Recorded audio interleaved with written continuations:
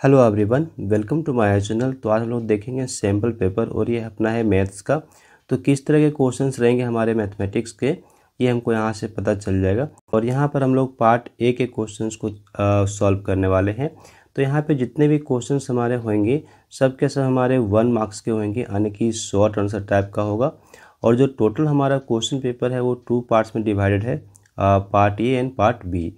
तो part A में हमारा ऑब्जेक्टिव टाइप का होगा, 1 मार्क्स को कैरी करेगा। तो यहाँ पे जो पार्ट ए हमारा है ना, इसमें भी हमारे पास 2 सेक्शंस होंगे। पहला सेक्शन 1 होगा और दूसरा सेक्शन 2 होगा। सेक्शन 1 में जो हमारे क्वेश्चंस होंगे वो हमारा 1 मार्क्स का होगा, और सेक्शन 2 में भी जो क्वेश्चंस होंगे वो भी हमारा 1 मार्क्स का ही होगा।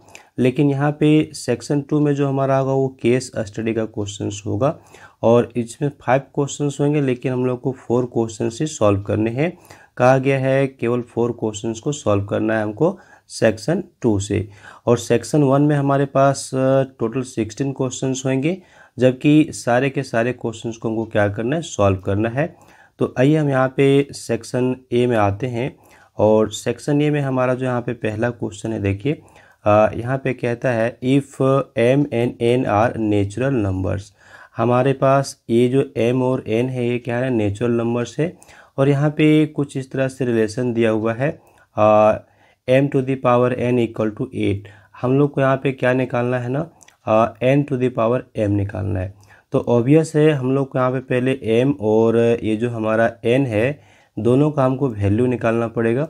तो हम यहाँ पे m और n का वैल्यू निकाल लेते हैं, इसके बाद हमारा यहाँ पे सॉल्व हो जाएगा। तो देखिए हम यहाँ पे क्या नोट करेंगे ना, क्वेश्चन नंबर 1 में हम लोग नोट कर लेते हैं। यहाँ पर ये हम लोग लिखेंगे सॉल्यूशन में, ठीक है। सॉल्यूशन में हम लोग लिखेंगे वी हैव, हमारे पास क्या क्या है, तो यहाँ पे हमारे पास है m to the power n, m to the power n equal to क्या है, 8 है, ठीक है। तो इसको हम यहाँ पे क्या नोट कर सकते हैं, ये जो हमारा 8 है ना, 8 को हम यहाँ पे नोट कर सकते हैं 2 का पावर 3, ठीक है, 2 टू द पावर 3। क्यों? चूँकि हम लोग को पता है, चूँकि ये अगर हम 2 को यहाँ पे लिखें 3 टाइम्स, यानी कि 2 इंटू 2 इंटू 2, तो हम लोग को क्या मिलता है, 8 मिलता है। इसका मतलब ये हो गया कि 2 का पावर 3 जो हमारा है वो किसके इक्वल हो जाएगा, 8 के इक्वल हो जाएगा। तो आप यहाँ पे देख सकते हैं ये हमारा क्या हो गया है, ये जो हमारा है ये 8 हमारा स्प्लिट हो चुका है। और इसको हम यहाँ पे लिख सकते हैं therefore m is equal to what, m is equal to what, m is equal to 2 and n is equal to what, तो n इज इक्वल टू हमारे पास 3 आ चुका है, ठीक है। तो अभी हम लोग को यहाँ पे निकालना क्या है, यहाँ पे देख सकते हैं हम लोग को निकालना है n to the power m निकालना है। ओके, तो हम यहाँ पे क्या लिखेंगे, हम लोग यहाँ पे नोट कर लेंगे सो हमारे पास निकालना है n to the power m। तो n का वैल्यू कितना आ गया, 3 आ गया, तो 3 लिखेंगे। और m का वैल्यू कितना आ गया है, 2, तो हम यहाँ पे 2 लिखेंगे। इसका मतलब क्या हो गया ना, 3 को हम यहाँ पे 2 टाइम्स लिखने वाले हैं, क्योंकि 3 का पावर यहाँ पे 2 हमारे पास है। तो 3 इंटू 3 कर लिए तो हमारा यहाँ पे क्या हो जाता है, 9। तो ये हमारा 9 हो गया यहाँ पे आंसर। ओके, इस तरह से हमने यहाँ पे क्वेश्चन नंबर 1 को सॉल्व कर लिया। क्वेश्चन नंबर 2 पे क्या कहा गया, आप देखिए, कहता है if market price of a box is ₹10 and a discount of 10% is allowed. तो यहाँ पे मार्केट प्राइस हमारे पास दिया हुआ है। मार्केट प्राइस यानी कि हम उसको MRP कहते हैं, या फिर सिंपली हम यहाँ पे MP से भी डिनोट कर सकते हैं। ये हमारा कितना है, ₹10 है, ठीक है।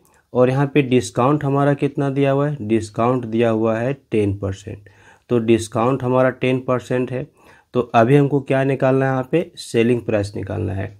तो जो भी हमारा यहाँ पे मार्केट प्राइस है उसमें हम डिस्काउंट को माइनस कर देंगे, तभी हमारा अभी क्या निकल जाएगा, सेलिंग प्राइस निकल जाएगा। तो चलिए इसको हम यहाँ पे सॉल्व कर लेते हैं। ओके, तो हम लोग यहाँ पे क्या लिखेंगे, वी हैव, हम लोग यहाँ पे लिख लेते हैं वी हैव, या फिर हम लोग यहाँ पे गिवन दैट भी लिख सकते हैं, ठीक है। तो we have market price, okay, market price हमारे पास कितना दिया हुआ है, ये ₹10 दिया हुआ है। और डिस्काउंट की बात करते हैं तो डिस्काउंट हमारे पास कितना है, ये डिस्काउंट परसेंट दिया हुआ है, ठीक है। तो डिस्काउंट परसेंट कितना है, 10%। अभी हम क्या लिखेंगे, हम लोग को यहाँ पे लिखना है सेलिंग प्राइस, ठीक है। तो हम यहाँ पे लिखते हैं एसपी, यानी कि शॉर्ट में लिखेंगे एसपी। अभी हमारे पास एसपी क्या हो जाएगा, तो आप यहाँ पे देखिएगा हमारे पास फॉर्मूला हुआ करता है मार्केट प्राइस अंडर ब्रैकेट, हम यहाँ पे लिखेंगे 100 minus discount percent, 100 minus discount percent, और यहाँ पे 100 से हम डिवाइड करेंगे और ब्रैकेट को क्लोज करेंगे। ये हमारा फॉर्मूला हुआ करता है। तो मार्केट प्राइस हमारा कितना है यहाँ पे 10, तो हम यहाँ पे 10 रख लेते हैं। और यहाँ पे 100 माइनस डिस्काउंट कितना हमारा, डिस्काउंट हमारा 10%, 10 रख लिए। और यहाँ पे हमने क्या किया, 100 से डिवाइड कर लिया और ब्रैकेट को कर लिए क्लोज, ठीक है। अब हमारा क्या होगा, यहाँ पे देख सकते हैं ये हमारा 10 हो गया है। 100 माइनस 10 करते हैं तो यहाँ पे 90 आता है, और यहाँ पे 100 से हम डिवाइड भी कर रहे, ये हमारा कैंसिल आउट होता है। तो हम यहाँ पे 0 से 0 को कैंसिल आउट कर सकते हैं। तो आप देख लीजिए हमारे पास केवल 9 बच गया है। तो 9 हमारा क्या आ गया रुपीज़ में, 9 रुपीज़ हमारा यहाँ पे आंसर बन जाता है। तो बस इतना हम लोग को यहाँ पे करना है, और ये हमारा क्वेश्चन जो सेकंड है ये भी हमारा यहाँ पे बन के तैयार हो जाता है। नेक्स्ट हम लोग यहाँ पे क्वेश्चन नंबर 3 को सॉल्व करेंगे। और क्वेश्चन नंबर 3 पे क्या कहता है, देखिए यहाँ पे कहा गया हम लोगों से find the compound interest, compound interest निकालना है। और किस पे निकालना है, तो 1000 रुपीज़ है, और 8% यहाँ पे दिया हुआ है रेट ऑफ इंटरेस्ट, और कितने दिन के लिए, तो 6 मंथ के लिए। और यहाँ पे कहता है compounded semi annually, semi annually कहने का मतलब हाफ ईयरली यहाँ पे कंपाउंडेड हो रहा है। तो हाफ ईयरली के केस में हमारा क्या होता है, रेट हम लोग को पता है, हमारा टाइम क्या होता है ये भी हम लोग को पता है। तो रेट तो हमारा हाफ हो जाता है, टाइम हमारा डबल हो जाता है, ठीक है। और यहाँ पे हम डायरेक्ट यहाँ पे फॉर्मूला यूज़ कर सकते हैं कंपाउंड इंटरेस्ट निकालने का। तो कंपाउंड इंटरेस्ट निकालने का जो डायरेक्ट फार्मूला होता है इसको हम यूज़ कर लेंगे, तो हमारा यहाँ पे आंसर आ जाएगा। तो चलिए इस क्वेश्चन को भी हम लोग यहाँ पे सॉल्व कर लेते हैं। सॉल्यूशन में हम लोग यहाँ पे क्या नोट करेंगे, नोट कर लेते हैं वी हैव, या तो फिर हम लोग गिवन दैट भी नोट कर सकते हैं। यहाँ पे जो हमारा प्रिंसिपल है वो कितना दिया हुआ है, वो हमारे पास है 1000। अब जब रेट की बात करते हैं तो रेट ऑफ इंटरेस्ट देख लीजिए हमारा यहाँ पे 8% दिया हुआ है। और जब टाइम की बात करेंगे तो टाइम हमारा कितना है यहाँ पे 6 मंथ है, तो हम यहाँ पे 6 मंथ नोट कर लिए, ओके।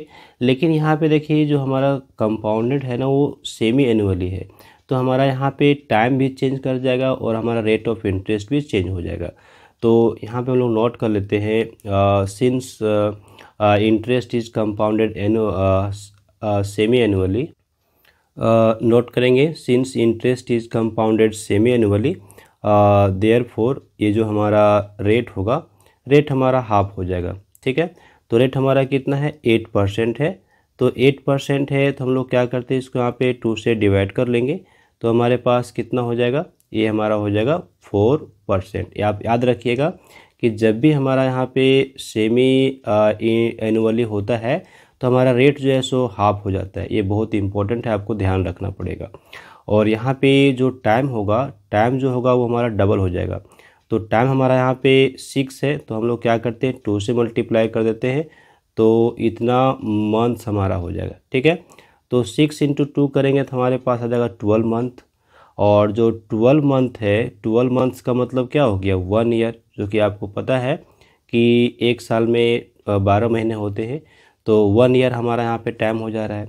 तो अब हम यहाँ पे क्या करेंगे, अब हम यहाँ पे यूज़ करेंगे फॉर्मूला कंपाउंड इंटरेस्ट निकालने का। तो लिखेंगे हम यहाँ पे therefore compound interest, compound interest को हम लोग यहाँ पे शॉर्ट में CI दिखाएंगे, ठीक है। और CI निकालने के लिए फॉर्मूला जो हुआ करता है हम लोग यहाँ पे नोट कर लेते हैं। पहले तो principal under bracket 1 + R/100, okay. और यहाँ पे ब्रैकेट से क्लोज करके पावर में हम टाइम रखते हैं n, और 1 हम माइनस कर लेते हैं। तो चलिए इसको हम यहाँ पे नोट कर लिए। अब इसी फॉर्मूला पे यहाँ पे हम वैल्यूज़ को पुट कर लेंगे। तो प्रिंसिपल हमारा यहाँ पे कितना दिया हुआ है 1000, आप देख सकते हैं। तो चलिए हम यहाँ पे 1000 रख लिया, और ये हम ब्रैकेट को क्लोज कर लिए। 1 लिखेंगे, आर हमारा अब कितना हो चुका है 4, और यहाँ पे हमारा कितना रहेगा 100, और ये जो टाइम है, टाइम हमारा हो चुका है, टाइम हमारा कितना हो चुका है यहाँ पे 1 ईयर, ये देखिए, ठीक है 1 ईयर हमारा हो चुका है। तो हम यहाँ पे क्या रखेंगे, n के जगह 1 रख लेंगे, n के जगह हम कितना रख लेंगे, यहाँ पे 1 रख लेंगे। तो चलिए हमने यहाँ पे 1 रख लिया, और माइनस हम यहाँ पे 1 कर लेते हैं, और ब्रैकेट को कर लिए क्लोज। अब देखिए हमारे पास क्या यहाँ पे हो रहा है, तो अभी तो 1000 हमारा यहाँ पे रह जाएगा, 1000 तो लिखेंगे, और यहाँ पे कैंसिल आउट हो रहा है, इसको आप देख सकते हैं, ये 4 से हमारा 100 कैंसिल आउट होगा, हम लोग को यहाँ के क्या मिल जाएगा 25 मिल जाएगा। क्लियर। तो चलिए नेक्स्ट स्टेप में हम यहाँ पे ब्रैकेट ले लेते हैं। ये हमारा हो गया है 1, और ये प्लस में यहाँ पे 1 बचेगा, और ये 25 बचने वाला है, और इसका पावर कितना रहेगा, पावर हमारा 1 ही रहेगा, और ये -1 ब्रैकेट हमारा क्लोज होगा। नेक्स्ट स्टेप में हम फिर से यहाँ पे देख ले, ये हमारा 1000, और यहाँ पे ब्रैकेट बंद। ये एलसीएम हमको लेना पड़ेगा, यहाँ पर क्या लेना पड़ेगा, एलसीएम, यानी कि सिंपली आप यूँ कह सकते हैं कि हमारे पास जो ये है हम इसको मल्टीप्लाई कर लें 25 से 1 को, और इसमें हम ऐड कर लें, तो कुछ इस तरह से हमारा हो जाता है यहाँ पे। या फिर चलिए हम ले लेते हैं एलसीएम, ठीक है, इसके नीचे हम वहाँ 1 पुट कर सकते हैं, तो हमारे पास 25 आ गया, और ये देखिए यहाँ पे 1 से डिवाइड करेंगे तो हमारा 1 ही आएगा, और यहाँ पे 25 है, तो 25 को अगर 1 से डिवाइड करेंगे 25, उसको 1 से मल्टीप्लाई करेंगे 25 आएगा, और यहाँ पे हमारा क्या आएगा 1 आ जाएगा, तो माइनस में हमारा 1 रहेगा। कुछ इस तरह से हमारा हो रहा है। अब नेक्स्ट देखिए, ये तो बिल्कुल सिंपल है, इस तरह की चीज़ों को हम लोग पहले भी पढ़ चुके हैं। तो यहाँ पे हमारे पास क्या हो गया 26/25 हो गया, माइनस में 1 रहेगा, ये हमारा ब्रैकेट यहाँ पे क्लोज हो जाएगा। फिर से हमको एलसीएम लेना पड़ेगा, तो यहाँ पे 1 के नीचे हम लोग 1 रख सकते हैं क्या। अब देखिए हमारे पास क्या होगा अगला स्टेप में, ये 1000 रहेगा, यहाँ पे फिर से हम जब एलसीएम लेते हैं तो एलसीएम तो हमारा यहाँ पे 25 ही आने वाला है, और ये 25 से डिवाइड करेंगे 25 को तो 1 मिलेगा, 1 से 26 को मल्टीप्लाई करेंगे 26 से रहेगा, यहाँ पे 1 से 25 को डिवाइड किए 25, और इधर हमारा मल्टीप्लाई होकर के आने की 25 हो रहा है, ठीक है। अब इसको हम सॉल्व कर लेते हैं। तो अब देखिएगा यहाँ से हमारा बिल्कुल आसान हो चुका है काम, ठीक है। ये 26 - 25 हमारा 1 बच गया, और यहाँ पे 25 ये हमारा कैंसिल आउट होगा, यहाँ पे 25 से ये 1000 कितने टाइम्स में, तो आप देख सकते हैं यहाँ पे 4 टाइम्स में हमारा जाता है 100, ठीक है, और यहाँ पे 10 तो हमारा 40 आ रहा है। ओके, तो 40 आ रहा है, तो हमारा क्या आ गया यहाँ पे रेट ऑफ हमारा कंपाउंड इंटरेस्ट आ गया 40। तो चलिए हम लोग यहाँ पे नोट कर लेते हैं, देयरफॉर कंपाउंड इंटरेस्ट हमारा कितना आ गया ₹40, और इस तरह से हमारा ये क्वेश्चन बन जाता है। तो क्वेश्चन नंबर 3 को भी हमने यहाँ पे सॉल्व कर लिया। नेक्स्ट हम क्वेश्चन नंबर 4 को यहाँ पे सॉल्व करेंगे, और यहाँ पे क्या कहा गया हम लोग को, तो फैक्टराइज करने की बात कही गई है। तो आइए हम यहाँ पे फैक्टराइज कर लेते हैं, और बड़े ही आसानी से इसको यहाँ पे फैक्टराइज कर सकते हैं। तो चलिए इसको हम यहाँ पे नोट कर लें पहले। ये हमारा क्वेश्चन नंबर 4 है यहाँ पर, ओके, और इसको हम नोट कर लेते हैं एज ए सॉल्यूशन। पहले हमने नोट कर लिया यहाँ पे सॉल्यूशन, शॉर्ट फॉर्म में नोट किए।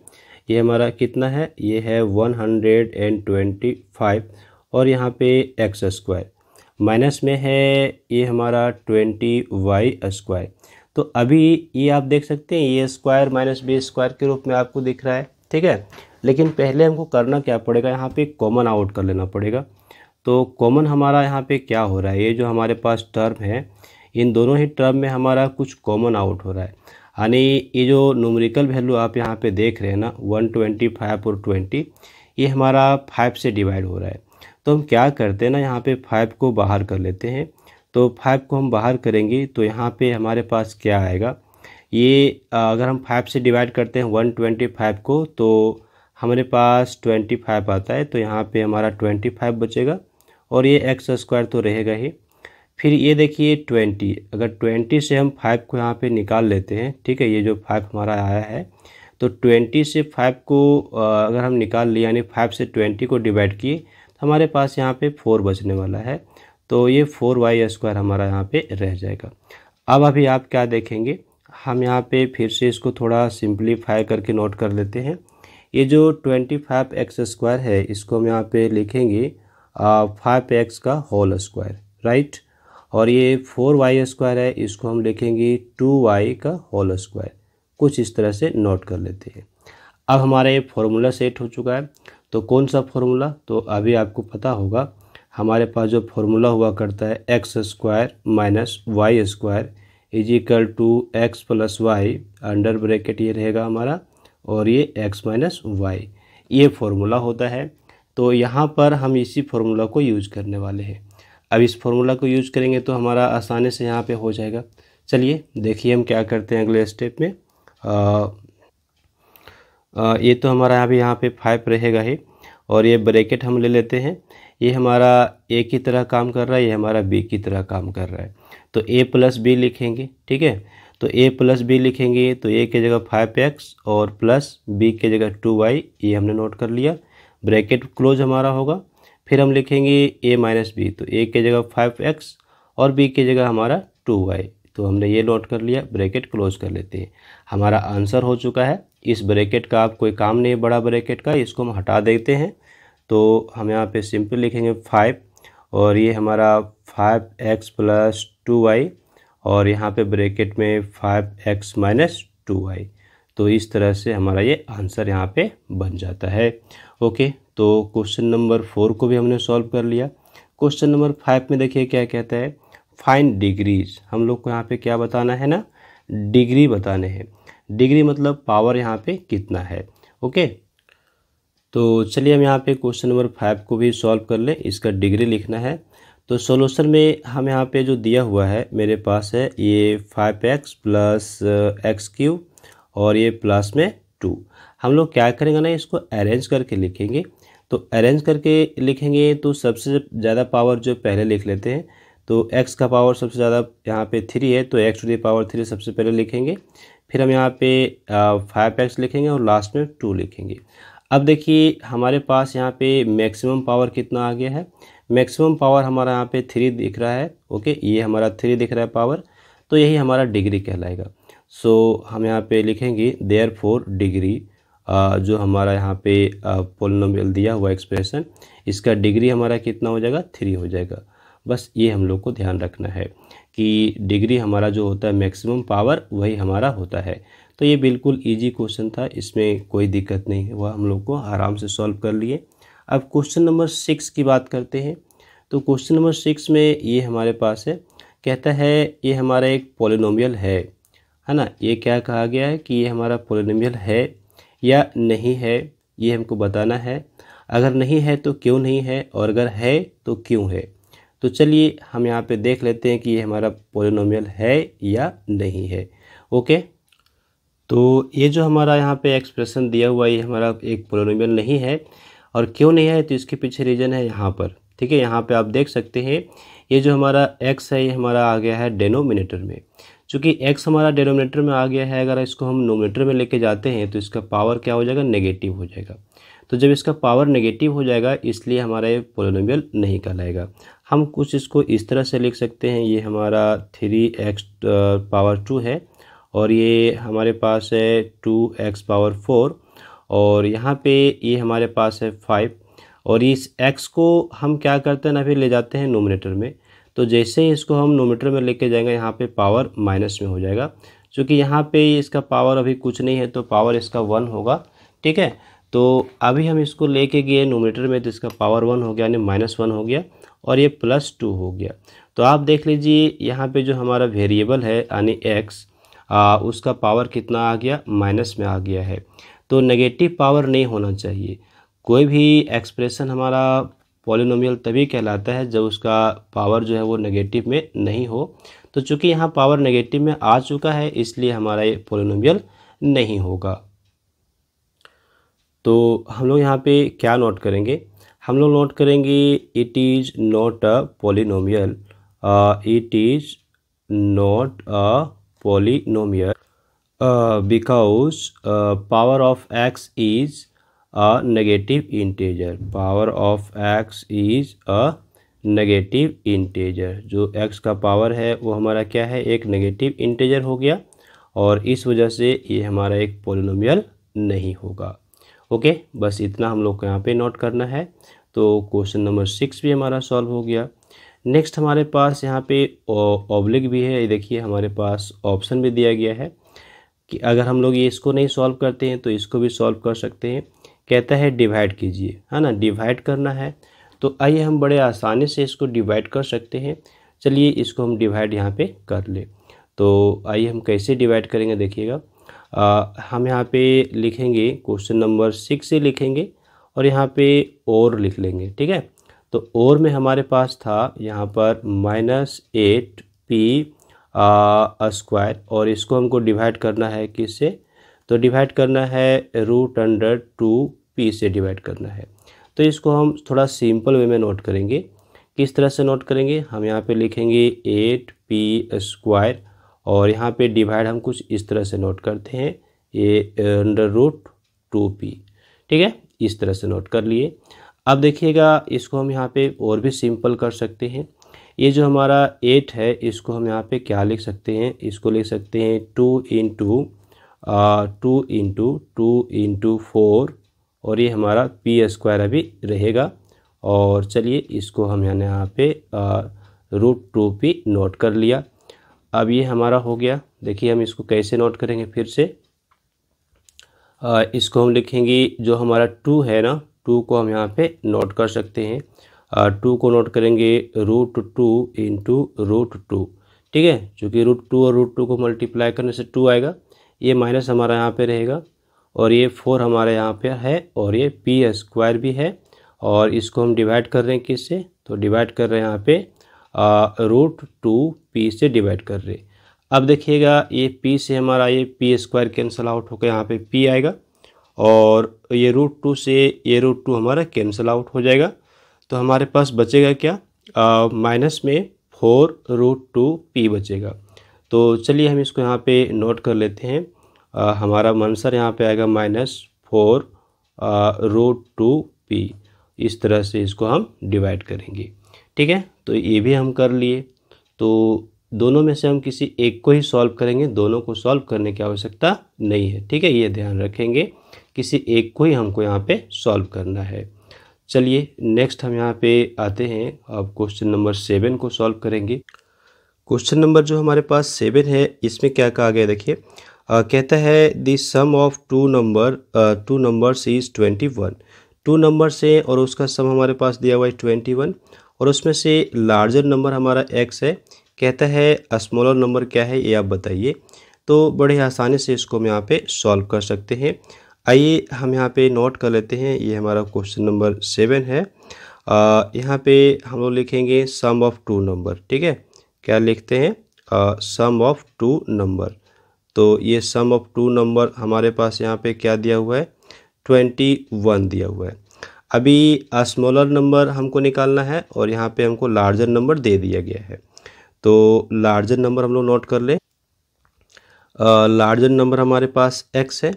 तो देयरफॉर हमारे पास जो स्मॉलर नंबर होगा वो क्या होगा, स्मॉलर नंबर हमारे पास क्या होगा, 21 - x हो जाएगा, ठीक है। देयरफॉर हम लोग लिखेंगे यहाँ पे स्मॉलर नंबर, ठीक है। तो स्मॉलर नंबर हमारा क्या हो जाएगा, जो सम है उसमें हम बड़े नंबर को माइनस कर लेते हैं। हमारे पास 2 नंबर्स है और दोनों का सम हमारे पास दिया हुआ है।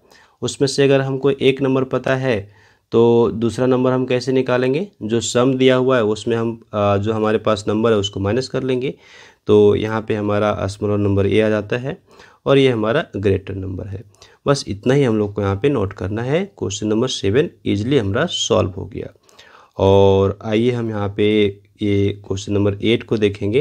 तो यहाँ पे एक हमारे पास डायग्राम दिया हुआ है, एक पिक्चर दिया हुआ है। देखिए कहा गया है ए जो है बी के पैरेलल है। यहाँ पे ए एक लाइन है और ये हमारा बी एक दूसरा लाइन है। दोनों क्या है, एक दूसरे के पैरेलल है। और जो लाइन एल है ये क्या है ना, ट्रांसवर्सल है। ट्रांसवर्सल कहने का मतलब ये हुआ कि इसको ये 2 पॉइंट्स पे कट कर रहे हैं। ओके, ये समझ गए। कहता है find the value of x। तो हमारा जो x है इसका हमको क्या निकालना है, वैल्यू निकालना है। तो बड़े ही आसानी से इसको हम यहाँ पे सॉल्व कर सकते हैं। देखिए हम यहाँ पे कैसे सॉल्व करेंगे। हम लोग यहाँ पे नोट कर लेते हैं। हम लोग यहाँ पे क्या करते हैं ना, इसको यहाँ पे मान लेते हैं कि ये हमारा एंगल कितना है। ये एंगल हमारा जो होगा वो वर्टिकली ऑपोजिट एंगल से इक्वल होगा। तो चूंकि ये हमारा 2x है तो यहाँ पे हमारा क्या हो जाएगा ना, 2x ही हो जाएगा। तो अब आप देख सकते हैं ये हमारा a और b पैरेलल है। हम लोग लिखेंगे यहाँ पे since a parallel to b। Okay, therefore यहाँ पे जो हमारा हो रहा है 4x + 2x, ठीक है, ये हमारा जो 4x है एंगल और ये जो 2x है, दोनों का सम हमारा कितना हो जाएगा, 180 हो जाएगा। ठीक है, 180 क्यों हो जाएगा, चूँकि ये हमारा सेम साइड के एंगल्स है। तो सेम साइड के जो एंगल्स होते हैं उसका सम कितना होता है, 180 होता है। तो ये अब देखिए 4x और 2x हमारा कितना हो गया यहाँ पे 6x, और 6x = कितना हो गया, 180 डिग्री हो गया। तो अभी हम 6 से इसको अगर डिवाइड कर ले यहाँ पे तो x का वैल्यू आ जाएगा ये हमारा 180 डिवाइड बाय 6। ओके, अगर 6 से डिवाइड करते हैं तो हमको यहाँ पे कितना मिलता है, ये हमको मिल जाता है यहाँ पे 30 डिग्री।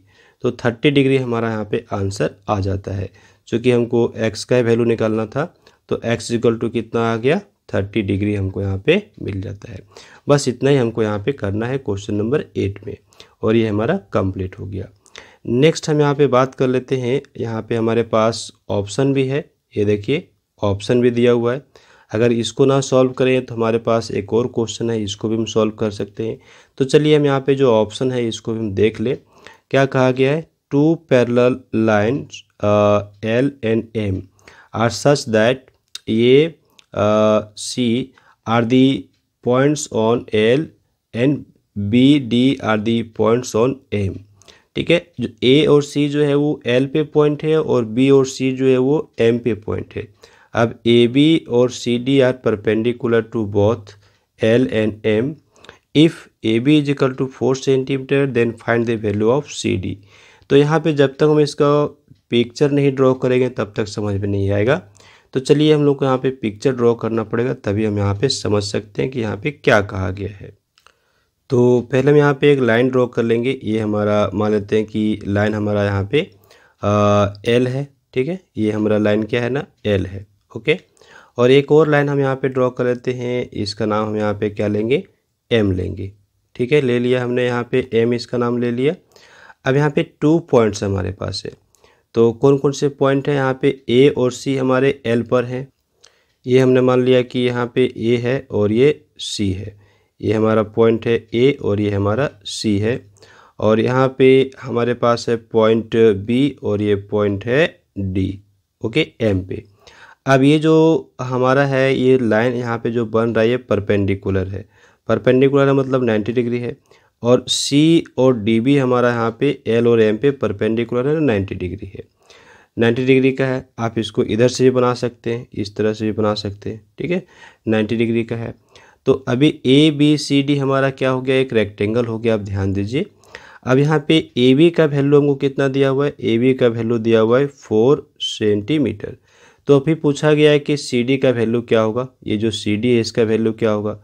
तो बड़े ही आसानी से CD हमारा 4 सेंटीमीटर होगा, opposite side of rectangle. Okay, तो चलिए हम यहाँ पे स्टेटमेंट को नोट कर लेते हैं। हम लोग लिख लेते हैं यहाँ पे, ये जो हमारा L है वो किसके पैरेलल है, M के पैरेलल है। ठीक है, देयरफॉर ये जो हमारा होगा AC वो हमारा किसके पैरेलल होगा, हमारा BD के पैरेलल हो जाएगा। आप देख सकते हैं। ठीक है, BD के पैरेलल हो गया। अब चूंकि ये हमारा पैरेलल हो गया और साथ ही साथ ये जो है AB और ये CD, ये जो आप AB देख रहे हो और CD देख रहे हैं, ये भी हमारा यहाँ पे पैरेलल हो जाएगा। चूँकि ये दोनों हमारा परपेंडिकुलर है L और M पे, तो हम यहाँ पे नोट कर लेते हैं आल्सो। हम यहाँ पे नोट करेंगे also AB perpendicular to M। Okay, and हम यहाँ पे दूसरा नोट कर लेते हैं CD परपेंडिकुलर टू M। ठीक है, ये हमारा है, ये परपेंडिकुलर का साइन है।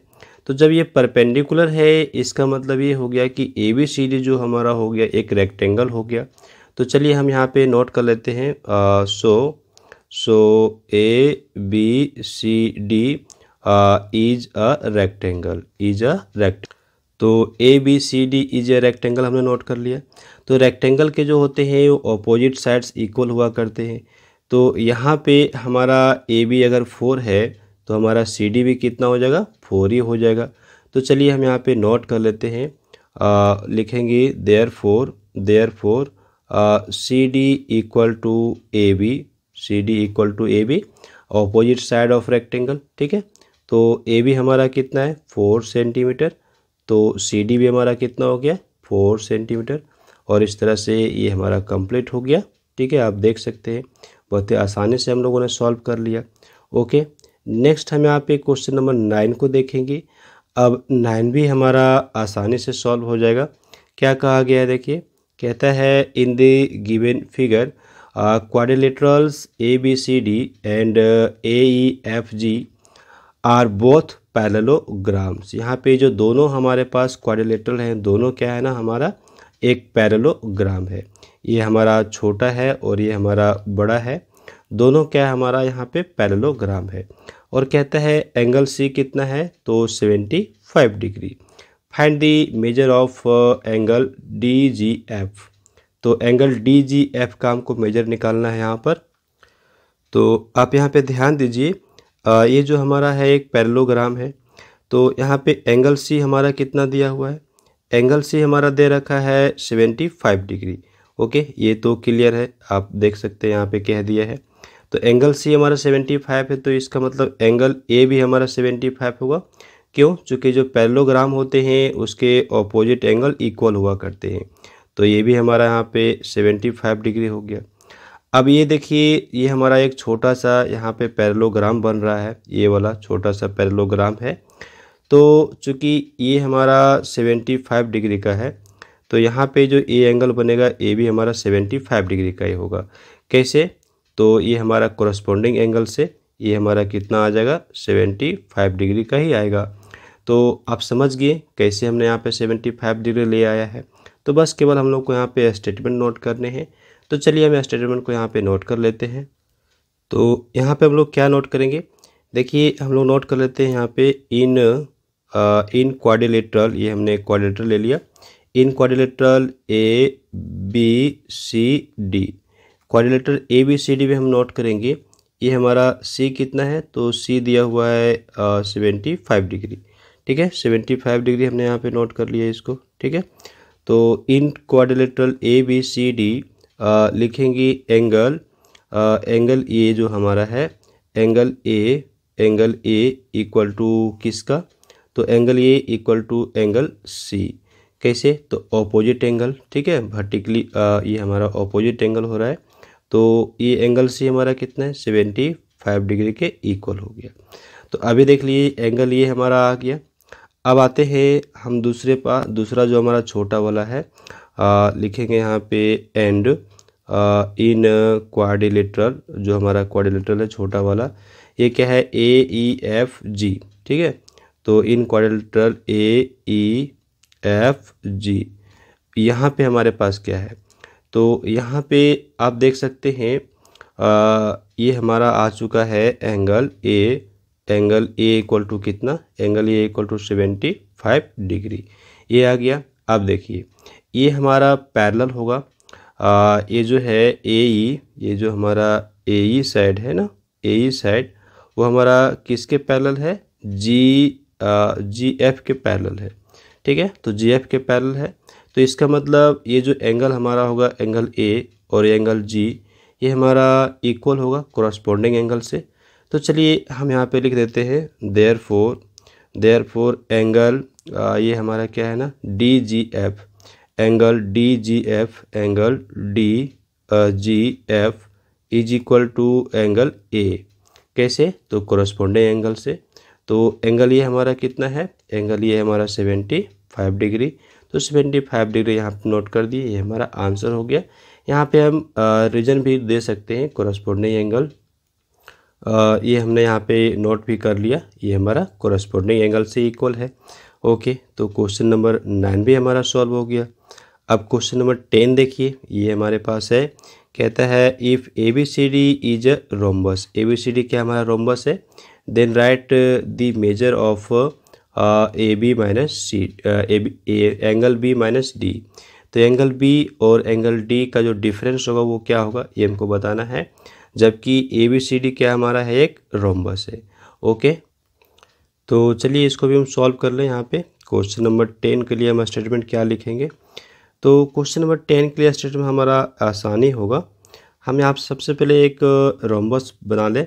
ये रफ स्केच हम कुछ इस तरह से कर सकते हैं, ठीक है। रोम्बस में जितने भी साइड्स होते हैं सब इक्वल हुआ करते हैं, और वो अपोजिट जो साइड होते हैं वो एक दूसरे के पैरेलल हुआ करते हैं। तो यहाँ पे हमने ले लिया ए, बी और सी और ये डी, ये हमारा रोम्बस बन गया। अब हमको यहाँ पे angle B minus angle D करना है। तो ये हमारा एंगल यहाँ पे बी है और ये हमारा एंगल यहाँ पे डी है। तो आप ध्यान दीजिए, हमको इसका वैल्यू चाहिए, ठीक है। तो एंगल बी और एंगल डी इक्वल होंगे, क्योंकि रोम्बस जो होते हैं उसके जो अपोजिट एंगल्स होते हैं वो इक्वल हुआ करते हैं। तो चलिए हम यहाँ पे पहले नोट कर लेते हैं। हम लोग नोट करते हैं A B C D is a rhombus, therefore ये हमारा जो एंगल बी होगा ये हमारा एंगल डी के इक्वल होगा। कैसे? तो यहाँ पे हम लोग लिख सकते हैं ऑपोजिट एंगल्स, ठीक है। हम लोग यहाँ पे लिख सकते हैं शॉर्ट में ऑपोजिट एंगल, ठीक है, ऑपोजिट एंगल्स। और ये ऑपोजिट एंगल्स हैं इसलिए हमारा इक्वल हो गया। तो अब देखिए हम यहाँ पे लिखेंगे therefore angle B minus angle D equal to हमारा क्या हो रहा है। तो अभी आप देखिएगा angle B minus angle D, तो एंगल बी हमारा यहाँ पे है और एंगल डी किसके इक्वल है, तो एंगल डी हमारा यहाँ पे बी के इक्वल है। तो हम लोग क्या कर सकते हैं, डी की जगह बी रख सकते हैं। तो चलिए हम यहाँ पे रख दिए, बी रख दिए। अब यहाँ पे बी माइनस बी हमारा क्या हो जाएगा, बी माइनस बी हमारा जीरो हो जाएगा। तो इसका मतलब हमारा जो डिफरेंस आ रहा है वो क्या आ रहा है, जीरो आ रहा है। तो हमारा जीरो यहाँ पे आंसर बन जाता है। तो चलिए ए भी हमारा सॉल्व हो गया। ओके, नेक्स्ट हम यहाँ पे क्वेश्चन नंबर 11 देखते हैं। कहता है in the word energy which letter shows rational symmetry of order 2। यहाँ पे ऑर्डर 2 में कौन रेशनल सिमेट्री होगा ये हमको बताना है। यानी कि यहाँ पे ये कहा गया है कि कौन सा ऐसा लेटर है जिसको हम 2 टाइम्स मूव कर लें। एक बार मूव करने का मतलब होता है कि 90 डिग्री से मूव करना, ठीक है। अभी हम दूसरा बार मूव करेंगे तो फिर हम 90 डिग्री से मूव करेंगे। तो 2 टाइम्स यहाँ पे ऑर्डर 2 बोला गया है ना, ऑर्डर 2 बोला गया है, मतलब 2 बार आपको घुमाना है। चाहे तो आप उसको क्लॉकवाइज घुमाइए, चाहे तो आप उसको एंटी क्लॉकवाइज घुमाइए, है ना। आपको कितना घुमाना है, 2 टाइम्स घुमाना है। तो एक बार जब घुमा रहे हैं तो हम कितना डिग्री से घुमा रहे हैं, 90 डिग्री से। तो 2 बार घुमाएंगे तो 180 से घुमा देंगे। तो आप यहाँ पे देखिए कौन सा लेटर है जो हमारा सिमेट्री है। सिमेट्री मतलब चेंज नहीं होगा, 2 बार घुमा दिए तो वो जैसा था वैसा ही बन जाएगा। तो यहाँ पे हमारा कौन सा लेटर है, तो वो हमारा लेटर एन होगा, क्योंकि एन अभी ऐसा है। अगर इसको हम एक बार घुमाते हैं तो ये कुछ इस तरह से हमारा बनता है, ठीक है। लेकिन जब इसको एक बार और घुमा देते हैं तो हमारा क्या बन जाता है, ये फिर से आप देखिए हमारा ये इस पोजीशन पे आ जाता है। तो कहने का मतलब ये हुआ कि रेशनल सिमेट्री हमारा कौन सा लेटर यहाँ पे दिखा रहा है, लेटर एन दिखा रहा है। तो हमारा आंसर यहाँ पे क्या हो गया, लेटर एन।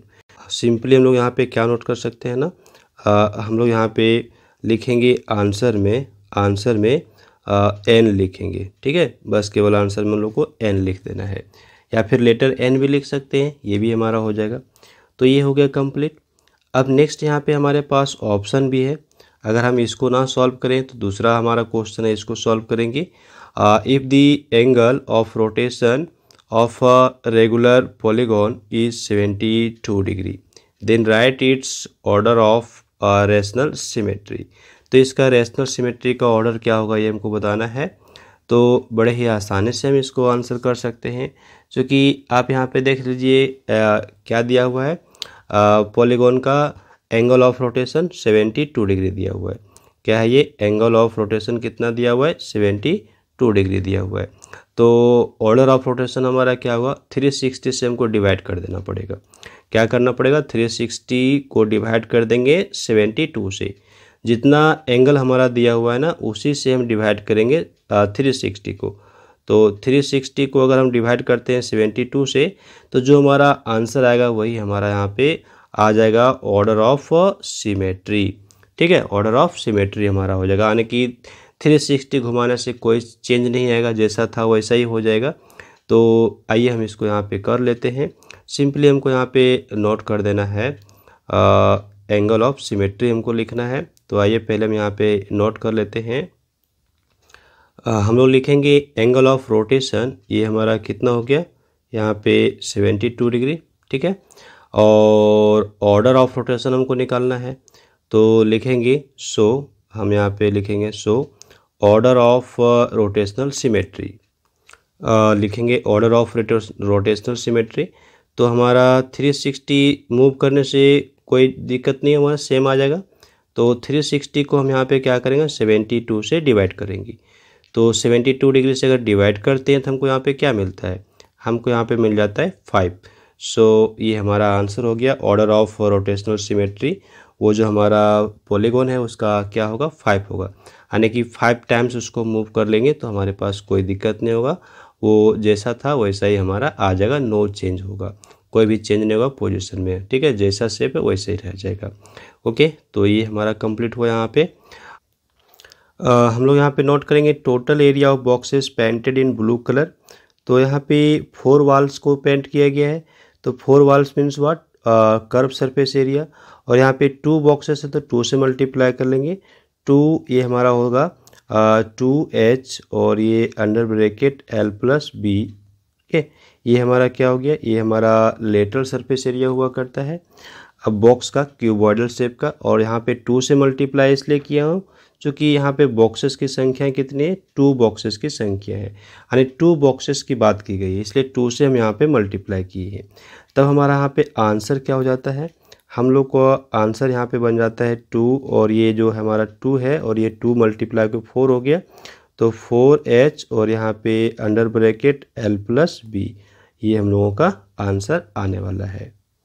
चलिए नेक्स्ट हम यहाँ पे देखेंगे, यहाँ पे हमारे पास ऑप्शन भी दिया गया है।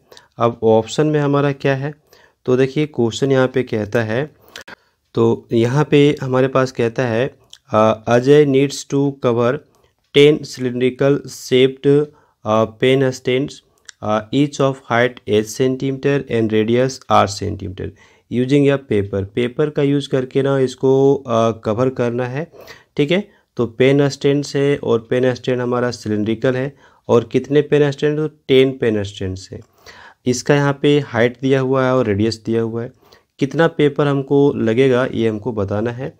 तो फिर से हम लोग को यहाँ पे फॉर्मूला लिखना है। ओके, फॉर्मूला हम लोग को यहाँ पे नोट कर लेना है।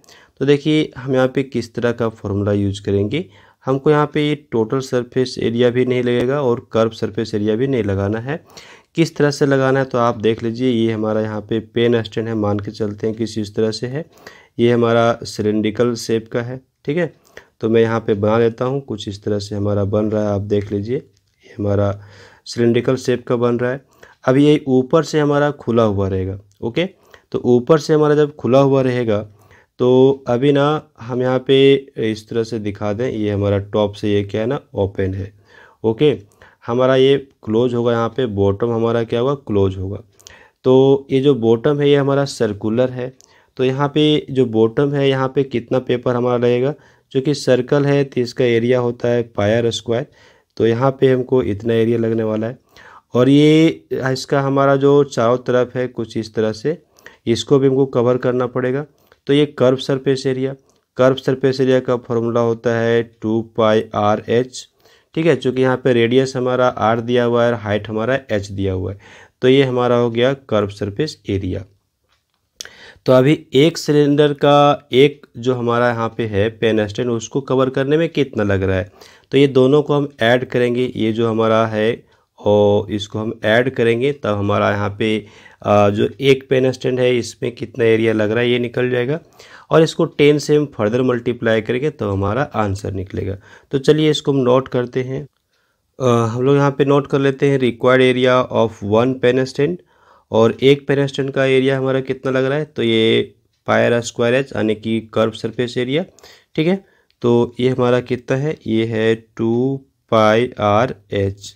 ओके, और यहाँ पे बॉटम का भी जो है इसका भी हमको एरिया ऐड करना पड़ेगा, तो प्लस हम इसको यहाँ पे ऐड कर लेते हैं बॉटम का एरिया। तो बॉटम में हमारा कितना है, ये सर्कुलर होगा तो पाई आर स्क्वायर होगा। अब यहाँ से कॉमन हमारा हो रहा है, तो कॉमन हमारा क्या होगा, देखिए ये हम यहाँ पे कॉमन कर पाएंगे, ये तो आर हमारा निकल जाएगा और पाई भी हमारा निकल जाएगा यहाँ से। तो चलिए हम कॉमन कर लिए, तो यहाँ से हमारा पाई और आर निकल गया और यहाँ पे हमारे पास 2h बच गया। और यहाँ पे चूँकि आर हमारा 2r है, आर का स्क्वायर है, तो एक आर बाहर गया, यहाँ पे हमारे पास एक आर बच जाएगा, तो ये हमारा बच गया। अब चूँकि यहाँ पे इस तरह के 10 पेन स्टैंड्स हैं, तो 10 पेन स्टैंड्स के लिए कितना एरिया चाहिए, तो हम 10 से मल्टीप्लाई कर देते हैं, तो हमारा आंसर आ जाएगा। तो चलिए हम नोट करते हैं टोटल पेपर रिक्वायर्ड। अब यहाँ पे हम क्या करेंगे, 10 से मल्टीप्लाई कर देंगे, तो 10 पाई आर और यहाँ पे हमारा 2h प्लस आर हमारा आ रहा है। अब देखिए 10 से इसको मल्टीप्लाई कीजिए, तो हमारा क्या होगा, यहाँ पे 10 पाई आर और ये यहाँ पे 2h प्लस आर हमारा रहेगा। तो इस तरह से हमारा ये आंसर बन गया। ओके, चलिए नेक्स्ट हम यहाँ पे क्वेश्चन जो हमारे पास है, ये 13 हमारा सॉल्व हो गया। अब क्वेश्चन नंबर 14 को सॉल्व करेंगे। क्या कहता है, कहा गया है how many faces do a polyhedron have if the number of edges and number of vertices are 20 and 12 respectively. तो नंबर ऑफ एजेस दिए हुए हैं और नंबर ऑफ वर्टिसेस यहाँ पे दिए हुए हैं। हम लोग को यहाँ पे क्या निकालना है, नंबर ऑफ फेस निकालने हैं। तो बड़े ही आसानी से हम लोग निकाल सकते हैं। आइए इसको हम लोग सॉल्व कर लेंगे और हम यहाँ पे फॉर्मूला यूज करेंगे, ईलर्स फार्मूला। ओके, तो चलिए हम लोग यहाँ पे नोट करते हैं। हम लोग लिखेंगे वी हैव, चाहे तो हम लोग गिवन दैट भी नोट कर सकते हैं। यहाँ पे एज कितना है, तो एज की संख्या है 20 और जो वर्टिसेस है वो वर्टिसेस यानी कि वर्टेक्स वो हमारा कितने हैं, भी से हम नोट करेंगे उसको, ये हमारा 12 है। अब यहाँ पे फेस हमको निकालना है, face that is number of face equal to what. तो हमारे पास ईलर फॉर्मूला हुआ करता है, वो हम लोग जानते हैं, तो हम लोग यहाँ पे नोट कर लेते हैं। नोट करेंगे सो एफ प्लस भी, ये हमारा क्या होता है ना, एफ प्लस भी इक्वल टू ई प्लस 2। ये हम लोग ध्यान रखेंगे, हम लोग को ये लर्न करना, ये फॉर्मूला हुआ करता है। तो अभी हम यहाँ पे वैल्यूज़ को पुट कर लें या फिर डायरेक्ट हम यहाँ पे फेस लिखें, एफ इज इक्वल टू, तो ये हमारा क्या होगा, ई प्लस 2 माइनस भी। ठीक है, इस तरह से हम नोट कर सकते हैं। तो अभी देखिए ई मतलब हमारा क्या हो गया, एज। तो एजेस हमने यहाँ पे कितने दिए हुए, 20, तो हम यहाँ पे 20 पुट कर ले, प्लस में हम 2 कर लिए और माइनस कर लेते हैं वी फॉर वर्टिसेस, ये 12 हमारे पास है, तो 12 हम यहाँ पे कर लिए। तो 20 प्लस 2 हमारा कितना हो गया, यहाँ पे 22 हो गया। अब यहाँ पे माइनस कर लेते हैं 12 को, तो जब 12 माइनस करेंगे तो हमारे पास क्या आएगा, यहाँ पे हमको यहाँ पे मिल जाएगा 10। ठीक है, तो नंबर ऑफ फेसेस यहाँ पे हमारे पास कितने आ गए, हमारे पास जो नंबर ऑफ फेसेस आ गए वो कितने आ गए, 10 आ गए, और ये हमारा आंसर हो गया। तो इस तरह से हमने यहाँ पे क्वेश्चन नंबर 14 को भी सॉल्व कर लिया। अब ये क्वेश्चन हमारा है 15, इसको सॉल्व करेंगे, और 16। इसके बाद हमारा यहाँ पे सेक्शन 2 आ जाएगा, जो कि हमारा केस स्टडी का क्वेश्चन है। ठीक है, तो आइए हम पहले यहाँ पे क्वेश्चन नंबर सॉल्व करते हैं 15 और फिर 16। इसके बाद केस बेस का जो क्वेश्चन है इसको हम सॉल्व करेंगे। ओके, तो क्वेश्चन नंबर 15 में क्या कहा गया, प्रोबेबिलिटी से कहता है अ bag contains 5 black 7 red 3 white balls. A ball is drawn from the bag at random. एक बॉल को हम ड्रॉ करते हैं बिना देखे, और यहाँ पे बताना है कि प्रोबेबिलिटी क्या होगा, जो हमारा बॉल आएगा वो हमारा क्या होगा, नॉट अ ब्लैक, वो हमारा ब्लैक बॉल नहीं होना चाहिए, ये ध्यान रखिएगा। तो यहाँ पे कितने हमारे रेड हैं, तो रेड हमारे 7 है, वाइट हमारे 3 हैं और ब्लैक हमारे 5 है। तो यहाँ पे जो ब्लैक नहीं है उसकी संख्या कितना है, तो 7 + 3 = 10, तो 10/15 हमारा यहाँ पे हो जाएगा आंसर। ओके, तो चलिए पहले हम लोग यहाँ पे नोट कर लेते हैं कि कौन कौन से कितने बॉल हैं। तो नंबर ऑफ ब्लैक बॉल्स की संख्या यहाँ पे 5, रेड बॉल्स की संख्या यहाँ पे 7 और वाइट बॉल की संख्या कितने हैं, यहाँ पे 3 है। ठीक है, तो अभी हम लोग को प्रोबेबिलिटी निकालना है, जो बॉल यहाँ पे ब्लैक नहीं है, तो हम लोग क्या लिखेंगे यहाँ पे, number of not a black ball. तो इसकी संख्या क्या हो जाएगी, ये हमारे पास हो जाएगा 7 + 3, जो कि 7 हमारा रेड है और 3 हमारा वाइट है, तो ये हमारा 10 हो गया। तो लिखेंगे probability of getting not a black ball, तो ये हमारा कितना होगा यहाँ पे 10, और टोटल बॉल्स हमारे पास कितने हो जाएगा 15। तो 10/15, इसको अगर हम यहाँ पे कैंसिल आउट कर ले तो हमको यहाँ पे मिल जाता है 2/3, जो कि 5 से हमारा कैंसिल आउट हो जाएगा। 5 × 2 = 10 और 5 × 3 = 15। ओके, तो 2/3 हमारा यहाँ पे आंसर बन गया। तो बिल्कुल सिंपल था प्रोबेबिलिटी का। यहाँ पे एक और हमारे पास ऑप्शन मिल जाता है, देख लीजिए। अगर हम इसको बनाते हैं तो ठीक है, नहीं तो हम ऑप्शन वाला क्वेश्चन भी बना सकते हैं। कहता है in a throw of a dice find the probability of getting a composite number. हमारे पास कॉम्पोजिट नंबर आएगा, इसकी क्या प्रोबेबिलिटी होगी। तो कॉम्पोजिट नंबर हम किसको कहते हैं, जो हमारा डिवाइड होता है अपने से भी और किसी और से भी डिवाइड हो जाए, उसको हम कॉम्पोजिट नंबर कहते हैं। तो कॉम्पोजिट नंबर यहाँ पे हमारे पास कौन कौन होते हैं डाइस में, तो ये आपको ध्यान देना होगा कि 4 हमारा एक कॉम्पोजिट नंबर है और हमारा 6 भी एक क्या है ना कॉम्पोजिट नंबर है। ओके, और तो कोई कॉम्पोजिट नंबर है नहीं यहाँ पर, तो हमारा आंसर क्या हो जाएगा। आइए इसको हम यहाँ पे नोट कर लेते हैं। हम लोग यहाँ पे नोट करेंगे। तो कॉम्पोजिट नंबर हमारा क्या होगा डैश में, यहाँ पे जो किसी और से कट जाए, अपने से तो कट ही रहा है, दूसरे से भी कटे, तो ऐसा नंबर हमारा 4 ही होगा। और यहाँ पे एक और होगा 6 होगा।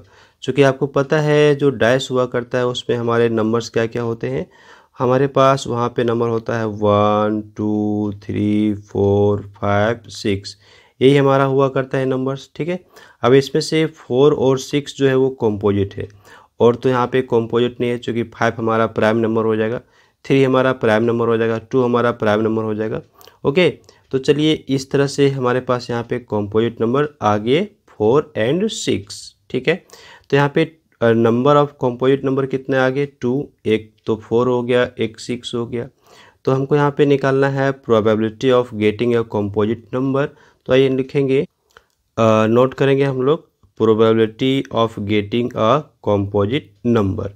तो कॉम्पोजिट नंबर की संख्या कितनी यहाँ पे 2 है, 2 है, कौन कौन, एक तो 4 है, एक 6 है, तो जितना इसकी संख्या है ये हम लिखेंगे। तो नंबर ऑफ कॉम्पोजिट नंबर कितने यहाँ पे 2 है। ओके, 2 इन द सेंस यहाँ पे नंबर है कि कौन कौन से हैं, तो एक तो 4 है, एक तो 6 है, तो 2 ही कंपोजिट नंबर्स है, इसलिए हम यहाँ पे 2 लिखे हैं। अगर 3 कंपोजिट नंबर्स होते तो 3 लिखते। ओके, और टोटल नंबर यहाँ पे कितने 6 है, 1 से लेके 6 है, तो हम यहाँ पे टोटल 6 लिखेंगे। अब इसको हम डिवाइड करेंगे तो हमारे पास क्या आएगा, डिवाइड करने से हमको यहाँ पे मिलेगा 1/3, चूँकि ये 2 से हमारा 6 कटेगा, यहाँ पे 1, यहाँ पे 3, तो 1/3 हमारा क्या हो गया, आंसर हो गया। तो इस तरह से प्रोबेबिलिटी भी हम यहाँ पे इसका दूसरा क्वेश्चन भी सॉल्व कर लिए। ओके, नेक्स्ट हम यहाँ पे देखेंगे क्वेश्चन नंबर 16, कहता है find the range of the data. तो हमारे पास जो ये डेटा दिया हुआ है इसका रेंज निकालना है। तो रेंज कहने का मतलब ये हो गया कि जो हमारा मैक्सिमम वैल्यू है और जो हमारा मिनिमम वैल्यू है उसका डिफरेंस। तो मैक्सिमम वैल्यू हमारा कितना यहाँ पे 91, और मिनिमम वैल्यू हमारा कितना यहाँ पे है, मिनिमम वैल्यू हमारा यहाँ पे 6 है। तो दोनों के बीच का जो डिफरेंस होगा वही हमारा यहाँ पे रेंज कहलाएगा। तो चलिए हम यहाँ पे लिखते हैं रेंज। रेंज इक्वल टू लिखेंगे हम लोग यहाँ पे, रेंज इक्वल टू हम लिखेंगे maximum value. Okay, maximum value minus minimum value. हमारा मैक्सिमम वैल्यू जो होगा उसमें हम मिनिमम वैल्यू को क्या करेंगे, माइनस कर देंगे। तो मैक्सिमम वैल्यू हमारा यहाँ पे 91 है और मिनिमम वैल्यू हमारा 6 है। तो 91 में अगर 6 को माइनस करते हैं तो हमारे पास क्या आता है 85। तो 85 इज द आंसर। क्लियर। तो इस तरह से हमने यहाँ पे क्वेश्चन नंबर 6 तक सॉल्व कर लिया। अब हमारे पास आ जाता है यहाँ पे सेक्शन 2 जो कि है केस स्टडी का क्वेश्चन। अब यहाँ पे देखिए क्वेश्चन हमारे पास कितने 17 है, 18 है, 19 है, 20 है। तो ये जो 4 क्वेश्चन है सभी से हमको कितने क्वेश्चन सॉल्व करने हैं, 4 क्वेश्चन को ही सॉल्व करने हैं। ठीक है। अटेम्प्ट यहाँ क्या लिखता है, अटेम्प्ट एनी 4 आउट ऑफ 5। तो 5 क्वेश्चन से लेके हमको 4 ही अटेम्प्ट करने हैं। अब यहाँ पे हमको कितना मार्क्स मिलेगा, 1 मार्क्स मिलेगा।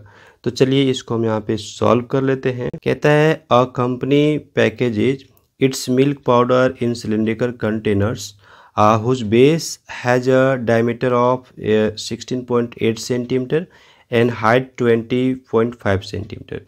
A company places a label 1.5 centimeter from the top and the bottom around the curved surface of the containers as shown in the figure। यहाँ पे फिगर हमारे पास दिखाया गया है और ये क्या है, तो हमको डायमीटर भी दे दिया गया है और यहाँ पे इसका हाइट भी दे दिया गया है।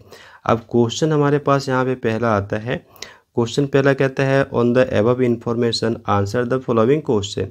Radius of the base of the container, तो रेडियस क्या हुआ, तो डायमीटर हमारा कितना था, डायमीटर हमारा यहाँ पे है 16.8, तो इसका हाफ करेंगे, तो इसका हाफ करेंगे तो हमारे पास क्या आएगा, 8.4 आ जाएगा। तो 8.4 हमारा कहाँ पे, फर्स्ट नंबर पे, तो first number is the correct answer, ये हमने कर लिया। दूसरा कहता है हाइट ऑफ द लेबल, ठीक है, हाइट ऑफ द लेबल हमारा कितना होगा, तो ये देखिए ये हमारा लेबल है, यहाँ पे ये जो आप बीच वाला पार्ट देख रहे हैं ना, ये हमारा क्या है, लेबल है। तो इसका हमको हाइट निकालना है। तो ये टोटल हाइट हमारा कितना है, टोटल हाइट हमारा यहाँ से यहाँ तक है, ये है 20.5 सेंटीमीटर। तो अभी ना यहाँ पे इधर से हम 1.5, इधर से हम 1.5 को माइनस करेंगे, यानी कि 1.5 दोनों तरफ से माइनस करेंगे। इट मीन्स सिंपली हम यहाँ पे 3 माइनस करेंगे। जब 3 माइनस करते हैं तो हमारे पास क्या आ जाता है, यहाँ पे ये हमारा 17.5 सेंटीमीटर आता है। तो देखिए 17.5 सेंटीमीटर हमारा कहाँ पर है, ये थर्ड नंबर पे है, तो थर्ड नंबर हमारा आंसर हो गया। यहाँ पे हम लोग को सॉल्व करके नहीं दिखाना है, बस केवल टिक करने, केवल आंसर लिखने। ये एमसीक्यू टाइप का है, तो केवल आपको आंसर लिखते जाना है। ओके, नेक्स्ट यहाँ पे कहते हैं area of the label is, तो जो हमारा एरिया होगा और लेबल का वो क्या होगा, तो ये आप देखिए ये हमारा लेबल है। ओके, मैं इसको साफ कर दूँ यहाँ से, ये हमारा लेबल है यहाँ पर। अब इस लेबल का एरिया क्या होगा, ओके ये निकालना है। तो इसका हाइट कितना हो गया, तो अभी हमने हाइट यहाँ पे निकाल लिया 17.5 सेंटीमीटर, इसका हाइट निकाल लिया। अब इसका रेडियस हमने यहाँ पे क्या देख लिया, तो रेडियस जो यहाँ पर है वही यहाँ पर भी रेडियस होगा। रेडियस हमारा यहाँ पे आया था 8.4 सेंटीमीटर। ओके, 8.4 सेंटीमीटर रेडियस आया था, हाइट आ गया था। तो हम क्या करेंगे ना, इसका हम फॉर्मूला यूज़ कर लेंगे। यहाँ पे हम लोग को फॉर्मूला अप्लाई करना पड़ेगा, तभी हमारा बनेगा। तो जो यहाँ पे एरिया हो जाएगा ये हमारा हो जाएगा 2πRH, ठीक है, कर्व सरफेस एरिया। तो हम यहाँ पे सिंपली ए से लिखते हैं, यानी कि 2πRH, ये हमारा यहाँ पे हो रहा है। तो चलिए इसका हम वैल्यू यहाँ पे पुट कर ले। तो हमारे पास वैल्यू पुट करने से क्या हमको यहाँ पे मिल जाएगा, तो ये 2 रख लिए, पाई का वैल्यू 22/7 रख लिए, आर हमारा यहाँ पे 8.4 आया और हम यहाँ पे मल्टीप्लाई कर लिए इसका हाइट जो कि है 17.5 इसको। तो हमको यहाँ पे क्या मिलेगा, तो अभी आप देखिए यहाँ पे कुछ कैंसिल आउट हो रहा है, यस हमारा कैंसिल आउट हो रहा है। यहाँ पे ये 7 से हमारा 8.4 हमारा कैंसिल आउट होगा। तो कितने टाइम्स में कैंसिल होगा, तो अभी आप देखिए हमारा यहाँ पे 12 आएगा, यानी कि 1.2 आएगा। अब सभी को मल्टीप्लाई करना पड़ेगा। तो पहले हम क्या करें ना, यहाँ पे ये 2 और 22 को मल्टीप्लाई करेंगे तो 44 आ जाएगा, ठीक है। और इधर हमारे पास ये 1.2 है, इसको हम यहाँ पे नोट कर लेते हैं 1.2। और इधर देखिए ये हमारा है 17.5, इसको भी हम नोट कर लिए। ओके, अब ये सारे को हम मल्टीप्लाई कर देते हैं, तो अभी हमारे पास क्या आंसर आ जाएगा। तो अगर हम सभी को मल्टीप्लाई कर लेंगे तो हमारा आंसर क्या बनेगा, ये देखिए सभी को मल्टीप्लाई करने से हमारा आंसर बन जाता है यहाँ पर 924 सेंटीमीटर स्क्वायर। तो ये हमारा कहाँ पर है, अभी देखिए हमारा सेकंड नंबर पे है। तो हम सेकंड नंबर को क्या करते हैं ना, टिक कर लेते हैं। तो चलिए इसको हम यहाँ पे रफ़ कर ले, ये मैंने बस रफ़ वर्क के लिए आपको समझाने का प्रयास किया। ओके, तो अभी हमारा आंसर यहाँ पे क्या हो गया, सेकंड नंबर हो गया। एक और क्वेश्चन को हम यहाँ पे सॉल्व करेंगे। वॉल्यूम हमको निकालना है। वॉल्यूम ऑफ दी कंटेनर, पूरे कंटेनर का वॉल्यूम निकालना है। ये यहाँ पे कुछ भी हमको छोड़ना नहीं है, पूरे कंटेनर का वॉल्यूम निकालना है। तो पूरे कंटेनर का वॉल्यूम हमारा क्या होगा, तो यहाँ पे हाइट हमारा कितना, तो हाइट हमारा यहाँ पे लेना पड़ेगा 20.5 सेंटीमीटर, और रेडियस हमारा कितना आएगा, रेडियस हमारा आएगा 8.4 सेंटीमीटर। तो अभी हमको वॉल्यूम निकालना है, तो वॉल्यूम हमारा क्या हो जाएगा, वॉल्यूम हो जाता है πr²h। ये ध्यान रखिए, ये हमारा जो सिलेंडर है इसका वॉल्यूम यही होता है। हम लोग पाई का वैल्यू यहाँ पे 22/7 रखते हैं, आर का वैल्यू 8.4 है, इसको हम 2 टाइम्स यहाँ पे नोट करेंगे, और एच हमारा यहाँ पे कितना लेना है, 20.5 लेना है। अब ये फिर से हमारा कैंसिल आउट होगा, यहाँ पे हमको मिल जाएगा 1.2, और फिर इसको अगर हम फर्दर मल्टीप्लाई करते हैं सभी को, तो हमारे पास क्या आएगा, तो सभी को मल्टीप्लाई करने से हमारे पास जो आंसर यहाँ पे बन जाता है, ये बनता है 4546 डेसिमल 0.8। ठीक है, इतना हमारा क्या बनेगा, सेंटीमीटर क्यूब बनेगा। ठीक है, चूँकि वॉल्यूम जो हम लोग निकालते हैं तो किस में निकालते हैं, हमारा क्यूब आया करता है। तो अब ये आंसर देख लीजिए हमारा कहाँ पे टैली कर रहा है, हमारा आंसर यहाँ पे फर्स्ट नंबर के साथ मैच कर रहा है। तो फर्स्ट नंबर को हम टिक कर लिए। अब यहाँ पे 4 क्वेश्चन से सॉल्व करने हैं। ठीक है, तो आपको डिपेंड करता है कि कौन सा आपको इजी लगता है वो आप सॉल्व करेंगे। मैं यहाँ पे सारे क्वेश्चन को सॉल्व कर देता हूँ। Total surface area of the container हमारा क्या हो जाएगा, तो टोटल सरफेस एरिया जब भी हम लोग निकालते हैं तो हमारा यहाँ पे फॉर्मूला हम लोग को ध्यान रखना पड़ेगा। ये हमारा सेकेंड नंबर का जो है ये हमारा ऑप्शन हो जाएगा। यहाँ पे सेकेंड नंबर का जो हमारा है ये 2πr अंडर ब्रैकेट r+h, यही हमारा टोटल सरफेस एरिया हुआ करता है सिलेंडर का। तो इस तरह से हमने यहाँ पे क्वेश्चन नंबर 17 के सारे क्वेश्चंस को देख लिया, लेकिन आपको 4 क्वेश्चन ही सॉल्व करने हैं, ये ध्यान रखिएगा। चलिए हम नेक्स्ट यहाँ पे देखेंगे क्वेश्चन नंबर 18, और ये हमारा डेटा यहाँ पे दिया गया है।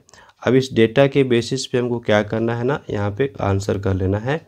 तो कहता है following histogram depicts the marks obtain bye 46 students. कितने स्टूडेंट्स है, तो 46 स्टूडेंट्स के मार्क्स को यहाँ पे दिखाया गया है इस जो हमारा है हिस्टोग्राम उससे।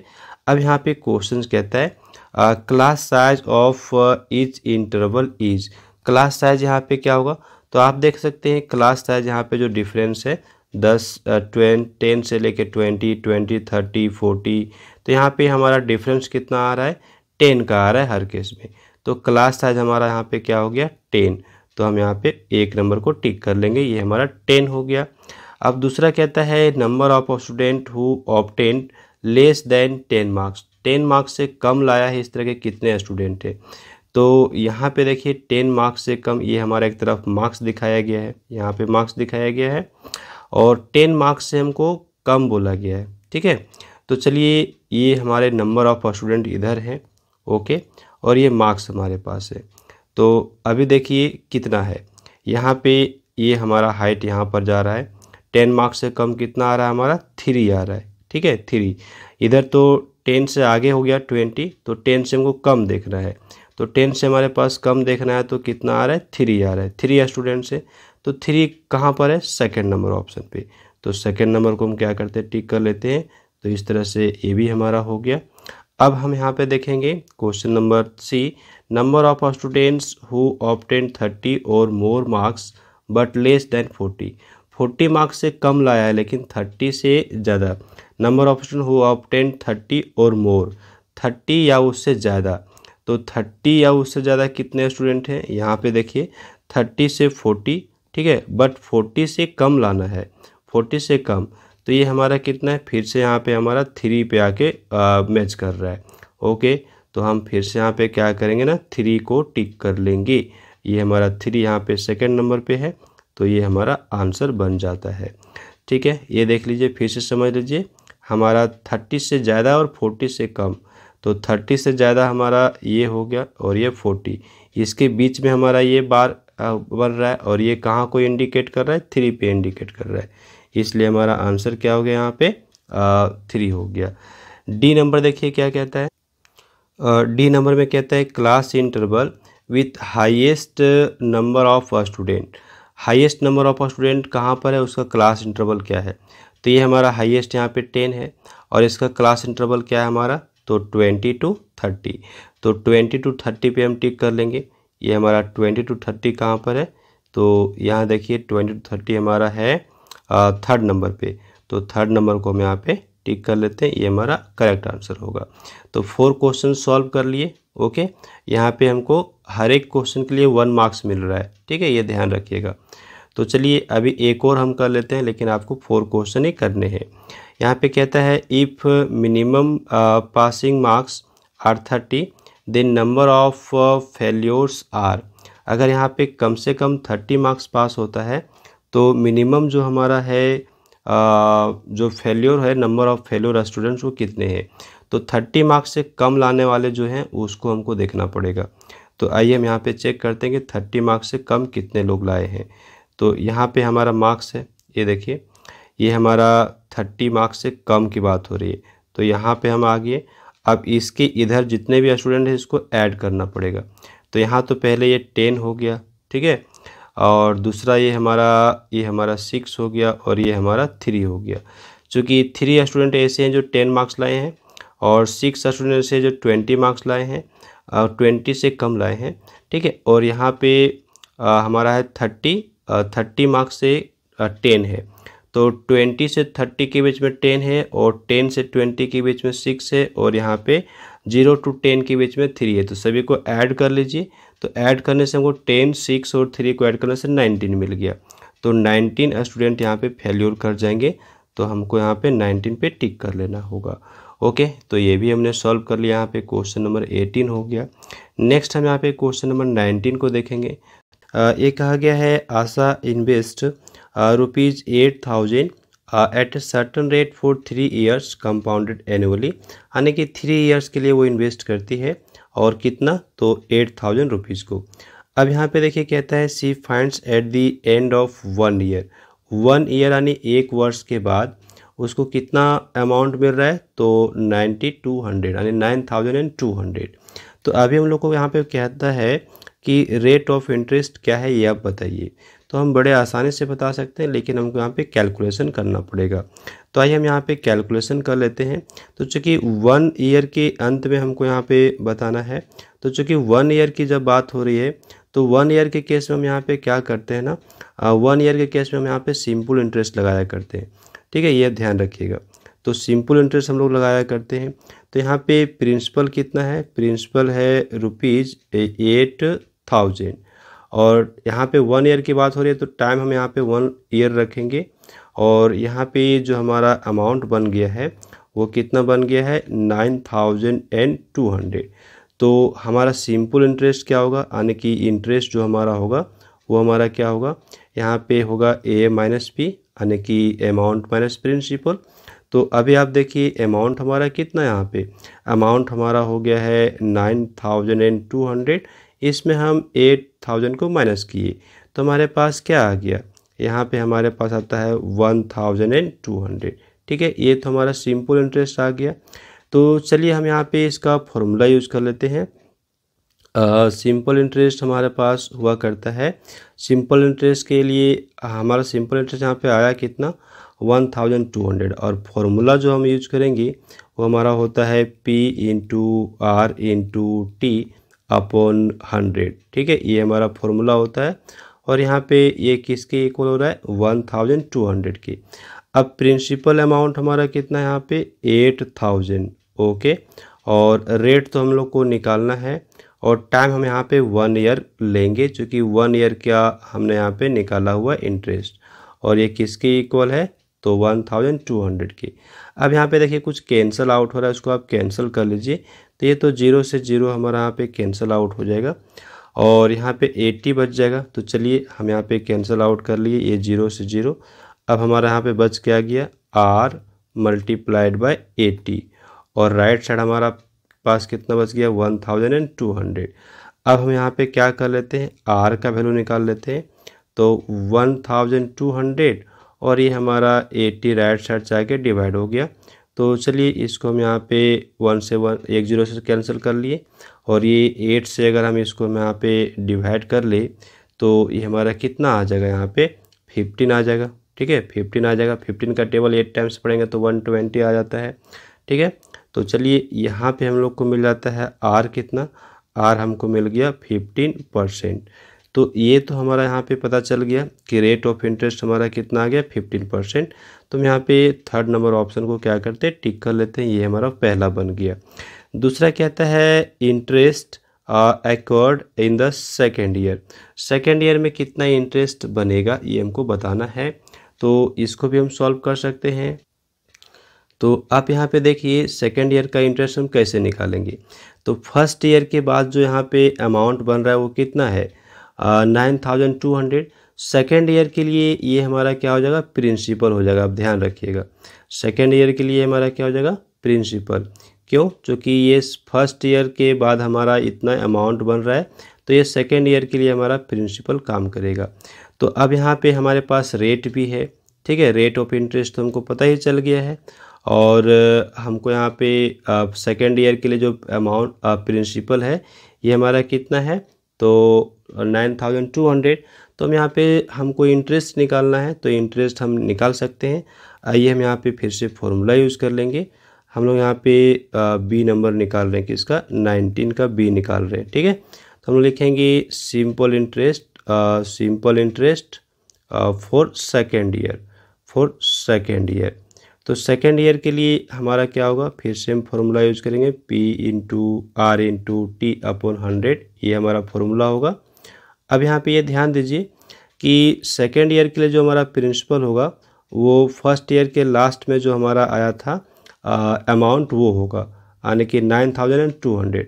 रेट ऑफ इंटरेस्ट हमने कितना लिया, निकाल लिया अभी 15%। टाइम हम यहाँ पे 1 ही लेंगे क्योंकि एक ईयर के लिए निकालना है, और यहाँ पे हम 100 से डिवाइड करेंगे। तो ये हमारा कैंसिल आउट यहाँ पे हो रहा है। इसको हम अगर मल्टीप्लाई कर देते हैं तो हमारे पास क्या आता है, यहाँ पे इसको हम कैंसिल आउट कर ले तो ये हमारा बच गया यहाँ पे 92, और इधर हम मल्टीप्लाई कर लिए 15 से।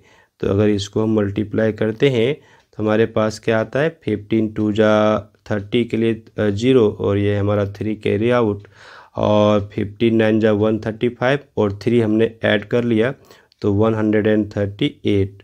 तो हमारा कितना आ गया, 1380। ठीक है, इतना हमारा ऑप्शन कहाँ पर है, कौन सा ऑप्शन पे है, तो आप देखिए ये हमारा जो ऑप्शन है ये हमारा है सेकंड नंबर। तो सेकंड नंबर को हम यहाँ पे टिक कर लेते हैं। ये हमारा आंसर यहाँ पे हो गया बी नंबर का। अब देखिए कहता है amount at the end of third year. तो थर्ड ईयर के लास्ट में हमारा कितना अमाउंट बनेगा ये हमको बताना है। तो थर्ड ईयर के लास्ट में हम अमाउंट निकाल सकते हैं। आइए हमको यहाँ पे थर्ड ईयर के लिए निकालना पड़ेगा प्रिंसिपल। तो अभी जो हम यहाँ पे निकाले हैं, ये हम जो यहाँ पे निकाले हैं ये हमारा इंटरेस्ट है। ओके, सेकेंड ईयर के लिए। तो सेकेंड ईयर के लिए जो हमारा इंटरेस्ट आया है इसको हम सेकेंड ईयर का जो प्रिंसिपल है उसमें ऐड कर देंगे, तो थर्ड ईयर के लिए हमारा प्रिंसिपल बन जाएगा। तो चलिए हम यहाँ पे लिखते हैं प्रिंसिपल फॉर थर्ड ईयर। तो प्रिंसिपल फॉर थर्ड ईयर हमारा क्या आएगा, यहाँ पे देखिए 9200 हमारा प्रिंसिपल था सेकेंड ईयर के लिए, और इंटरेस्ट कितना आ गया 1380। इसको हम ऐड करेंगे तो थर्ड ईयर के लिए हमारा प्रिंसिपल बनेगा। इसको ऐड करने से यहाँ पे 0, यहाँ पे 8, और ये हमारा 3 + 2 दैट इज़ 5, और ये हमारा 1 + 9 दैट इज़ 10। तो 10,580 रुपीज़ हमारा आ गया ये थर्ड ईयर के लिए प्रिंसिपल। तो थर्ड ईयर के लिए हमको इंटरेस्ट निकल जाएगा। देयरफॉर हम यहाँ पे लिखेंगे simple interest, okay, for third year. ठीक है, थर्ड ईयर के लिए हमारा सिंपल इंटरेस्ट क्या होगा, फिर से हम सिंपली यहाँ पे फॉर्मूला यूज़ कर लेंगे, P into R into T. तो प्रिंसिपल हमारा यहाँ पे कितना आ चुका है 10,580। तो हम यहाँ पे लिखेंगे 10,580। रेट हम यहाँ पे 15 रखेंगे, और यहाँ पे टाइम हम 1 रखेंगे, क्योंकि थर्ड ईयर के निकाल रहे हैं तो एक ही ईयर के निकाल लिए हैं, इसलिए हम यहाँ पे 1 ही रखेंगे। अब इसको हम यहाँ पे कैंसिल आउट कर सकते हैं। ये देखिए 1 0 से 1 0 कैंसिल आउट, यहाँ पे 5 से ये हमारा कैंसिल आउट होगा, 5 3 जा 15, और 5 2 जा 10। तो अभी हमारे पास ये 2 से भी कैंसिल आउट हो जाता है। ये 2 से हमारा कैंसिल आउट होगा, कितना आ जाएगा यहाँ पे, चूँकि ये 10,058 है, तो 1000 यहाँ पे हमको मिल रहा है 5, ओके, और यहाँ पे हमको मिल रहा है 2 और यहाँ पे हमको मिल रहा है 9। तो 529 इसको 3 से मल्टीप्लाई कर देंगे। तो चलिए यहाँ पे हमारे पास आता है 529 और इसको हम 3 से मल्टीप्लाई कर ले तो हमको यहाँ पे पता चल जाएगा। ओके, इसको हम यहाँ पे कैंसिल आउट नहीं किए, कैंसिल आउट कर ले। ये हमारा 529 आ रहा है और इसको अगर हम कैंसिल मल्टीप्लाई कर दे तो 9 3 जाए कितना हो गया 27 के लिए 7, यहाँ पे 2 हमारा कैरी और 9 3 2 जा 6 प्लस 2 हमारा 8 हो गया और यहाँ पे 5 3 जा 15, 5 3 जा 15, कुछ भी कैरी नहीं हुआ था। तो आप देख सकते हैं ये हमारा इंटरेस्ट आ गया है थर्ड ईयर के लिए 1587। ठीक है, तो ये हमारा अभी इंटरेस्ट आ गया, लेकिन हमको यहाँ पे अमाउंट निकालना है ना। देखिए क्या कहता है, कहा गया है अमाउंट, क्या कहा गया है अमाउंट निकालिए। तो जो इंटरेस्ट है इसको हम ऐड कर लेंगे तो अभी हमको अमाउंट बन जाएगा। तो चलिए अमाउंट हमारे पास क्या हो जाएगा, ए इज इक्वल टू यहाँ पे पी प्लस एस आई यानी कि इंटरेस्ट। तो प्रिंसिपल हमारा कितना था 10,580। तो यहाँ पे हम नोट कर लेते हैं 10,580 और हमने यहाँ पे कितना निकाल लिया 1,587। ओके, इसको ऐड कर लीजिए तो हमारा आंसर बन जाएगा ये हमारा 7 8 और 8 हमारा यहाँ पे ऐड होकर 60 के लिए 6 1 हमारा कैरी, 5 और 5 ऐड होकर के 10 1 हमारा कैरी 11, यहाँ पे हमारा 1 फिर से कैरी हो गया 1 और यहाँ पे हमें 2 हो गया और ये हमारा 1 रहेगा। 12,167 हमारा आ गया। तो 12,167 हमारा कहाँ पर है आंसर, वो हमारा करेक्ट हो जाएगा। तो चलिए इसको हम टिक कर लेते हैं। 12,160 हमारा एक नंबर पे है, तो एक नंबर को हम क्या किए यहाँ पे टिक कर लिए और इस तरह से हमारा ए भी क्वेश्चन यहाँ पे बन गया। अब यहाँ पे डी नंबर को सॉल्व करते हैं। कहता है इन व्हाट टाइम, यहाँ पे कहा गया है in what time ₹8,000 will amount to 8,820 at the rate of 5% per annum compounded annually। कितना टाइम में यह हमारा होगा, जबकि रेट ऑफ इंटरेस्ट दिया हुआ है और यहाँ पे हमारा अमाउंट भी दिया हुआ है, प्रिंसिपल भी दिया हुआ है।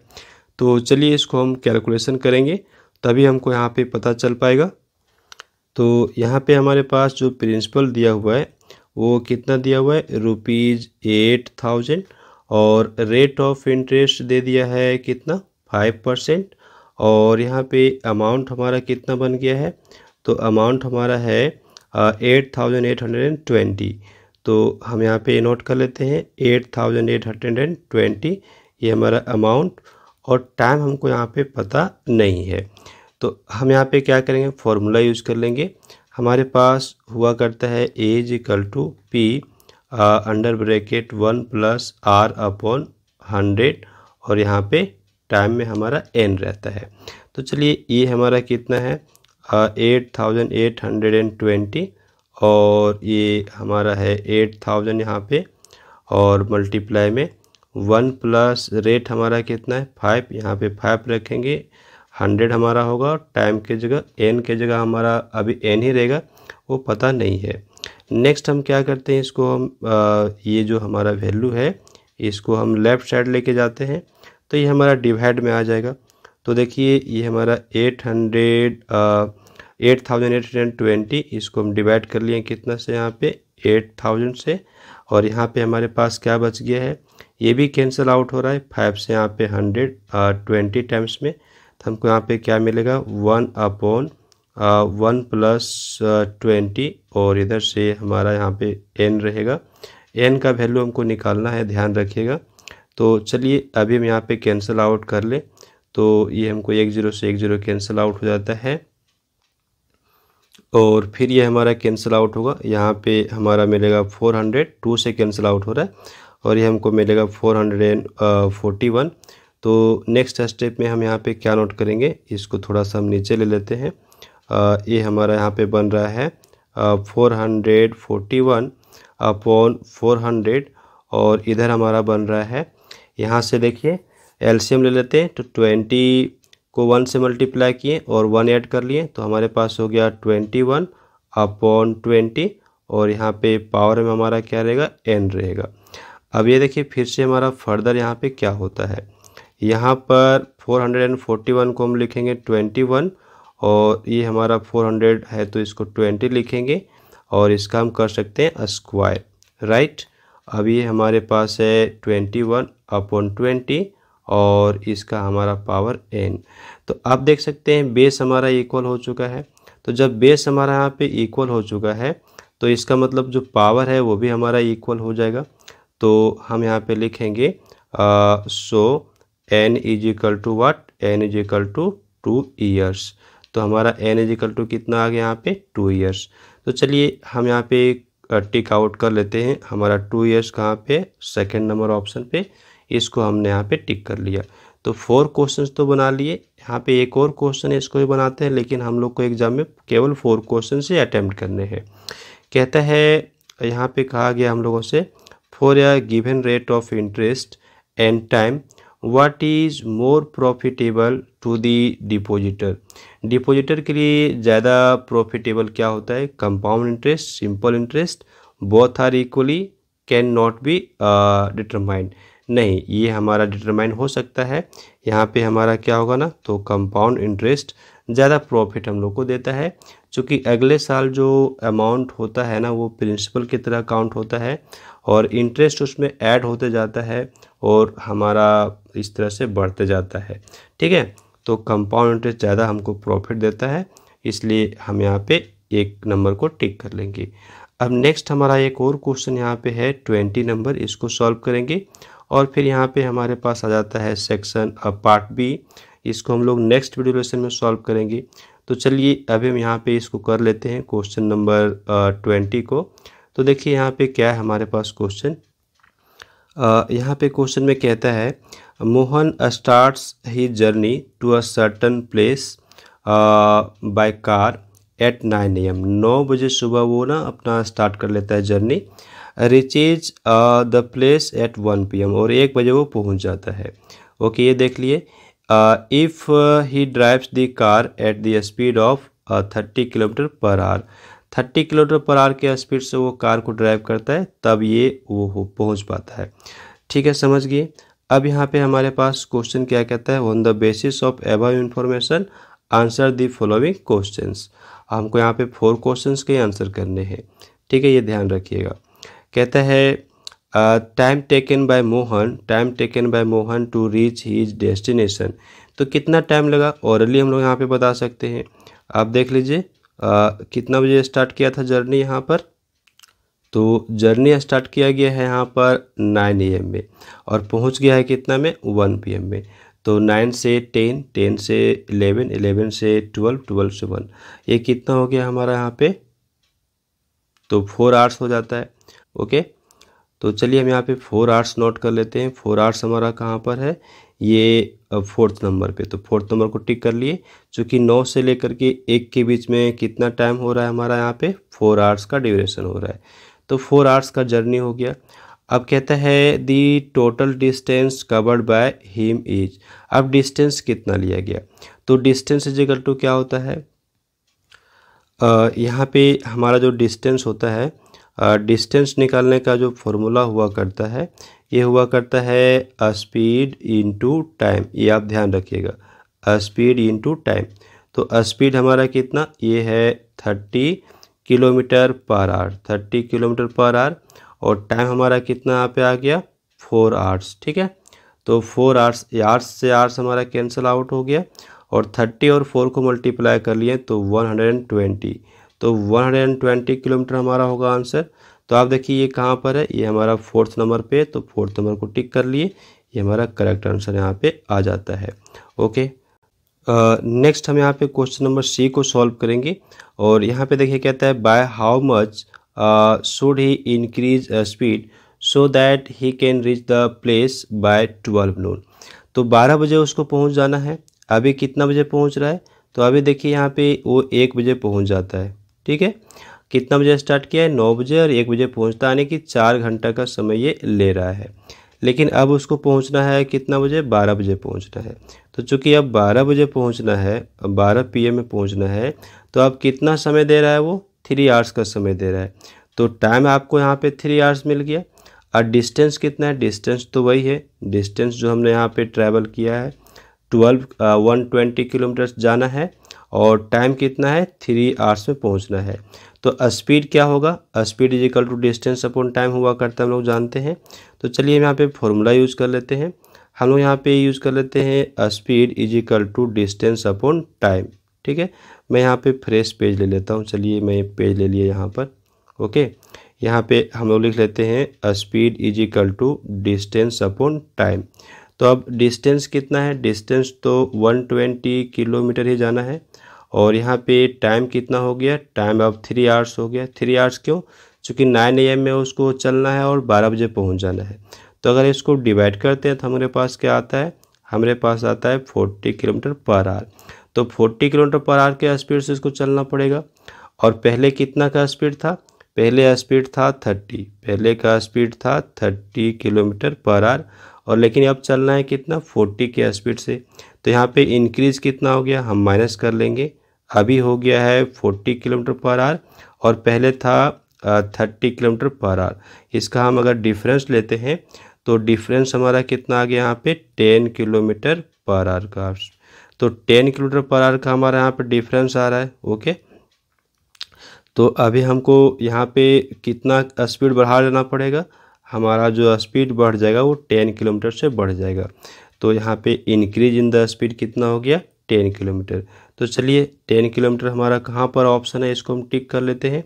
तो आइए ये देखिए 10 किलोमीटर हमारा ऑप्शन यहाँ पे है 3rd नंबर पे, इसको हम टिक कर लिए, हमारा करेक्ट आंसर हो गया।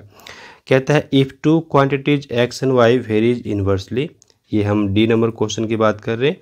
To quantities X and Y varies inversely with each other, then ये हमारा क्या होगा, जब जो इन्वर्सली होता है तो उस कंडीशन में हमारा क्या होता है, दोनों का जो प्रोडक्ट होता है वो कांस्टेंट होता है। आपको ध्यान रखना है, ये प्रोडक्ट जो होगा रिमेन्स कांस्टेंट। ठीक है, ये ध्यान रखिएगा।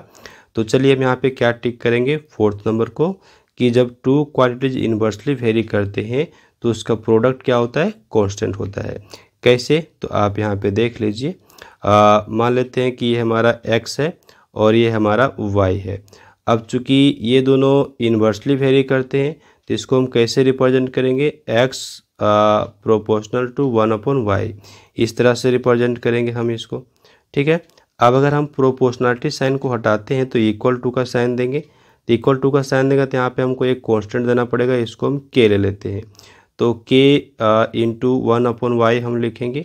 तो अभी देखिए अगर हम y को लेफ्ट साइड लेते हैं तो हमारा क्या होता है, x into Y is equal to K. और k क्या है हमारा, कांस्टेंट, k हमारा क्या है, कांस्टेंट है। तो x इंटू वाई ये हमारा क्या हो गया, कांस्टेंट हो गया। तो अभी दोनों का प्रोडक्ट हमारा क्या होगा, कांस्टेंट होगा जब इनवर्सली वेरी करता है। अब यहाँ पे 4 क्वेश्चन सॉल्व कर लिए, बस 4 क्वेश्चंस को ही सॉल्व करने हैं हम लोग को। लेकिन एक और क्वेश्चन है, इसको हम देख लेते हैं। आइए यहाँ पे क्या कहा गया है, if X and Y vary directly, ये दोनों डायरेक्टली वेरी करते हैं, यानी एक बढ़ता है दूसरा भी बढ़ता है, with each other. X is equal to 24, what is Y when the constant of variation is 3। तो जब y का वैल्यू हमारा क्या होगा, जब यहाँ पे कांस्टेंट क्या है हमारा 3 है, तो सिंपली हम लोग को क्या करना पड़ेगा ना, यहाँ पे डिवाइड करना पड़ेगा। तो आइए हम डिवाइड कर लें। तो अगर हम डिवाइड करेंगे यहाँ कांस्टेंट से तो हमारा क्या हो जाएगा, यहाँ पर 8 आ जाएगा। तो हमारा 8 कहाँ पर ऑप्शन में है, 8 हमारा ऑप्शन में है 3rd नंबर पे। तो 3rd नंबर को हम क्या करते हैं, यहाँ पे टिक कर लेते हैं। ये हमारा कैसे हुआ, तो देखिए यहाँ पे हमारा क्या है ना, डायरेक्ट वेरिएशन की बात किया गया है। ठीक है, तो डायरेक्ट वेरिएशन के केस में जो हमारा हुआ करता है, ये दोनों वेरिएशंस, ये क्या होता है, दोनों का रेशियो हमारा फिक्स, रेशियो हमारा कांस्टेंट हुआ करता है। तो हम यहाँ पे लिख सकते हैं, हम लोग यहाँ पे लिखेंगे X and Y vary directly, therefore इसका जो हमारा रेशियो होगा, ठीक है, रेशियो होगा वो क्या होगा, हमारा कांस्टेंट होगा। अब कांस्टेंट को यहाँ पे के से दिखा सकते हैं। अब यहाँ पे क्वेश्चन में हमारा कांस्टेंट दे दिया है और x का वैल्यू भी दे दिया है। आप देख सकते हैं x का वैल्यू दिया हुआ है, कांस्टेंट भी दे दिया हुआ है। तो हम यहाँ पे क्या कर लेते हैं ना, वैल्यूज़ को रख लेते हैं। ये हमारा 24 दिया है x का वैल्यू, y हमको निकालना है और यहाँ पे हमारा k यानी कांस्टेंट 3 दिया हुआ है। तो इसको हम थोड़ा सा रीअरेंज करें तो ये हमारा क्या होगा 24/3 इक्वल टू y होगा। अब ये 3 से हमारा 24 कैंसिल आउट होगा तो हमको क्या मिल जाएगा 8 इज इक्वल टू वाई। तो 8 इज इक्वल टू वाई मिल रहा है, इसका मतलब हमारे पास y इज इक्वल टू 8 आ रहा है। तो हमने यहाँ पे क्या किया 8 को टिक आउट कर लिया। तो चलिए यहाँ पे हमने कंप्लीट कर लिया है पार्ट ए के सारे क्वेश्चंस को। अब नेक्स्ट वीडियो लेसन में हम लोग यहाँ पे पार्ट बी के सारे क्वेश्चंस को देखेंगे। ओके।